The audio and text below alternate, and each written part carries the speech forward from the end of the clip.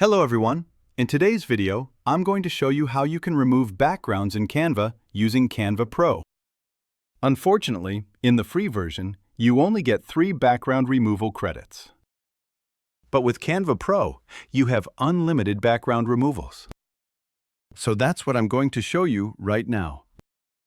So to remove the background, you first need to upload the image from which you want to remove the background. Simply select your image and then go to the Background Remover, and as you can see, the background has been removed. Let's check it. Yes, you can see the background has been removed. If you want to enhance it by adding strokes, just go to Edit and then go to Shadows. Then go to Outline and change the color of the outline. Now you can see the size. So, in this way, you can remove the background from any image in Canva Pro. And you can do this an unlimited number of times in Canva Pro. But unfortunately, you can't remove backgrounds unlimited times in the Canva free version. You will only get 3 background removal credits in Canva free version.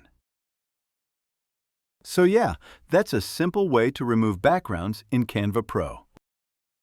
So if this video helped you, please like, share, comment, and subscribe, and I will see you in the next video.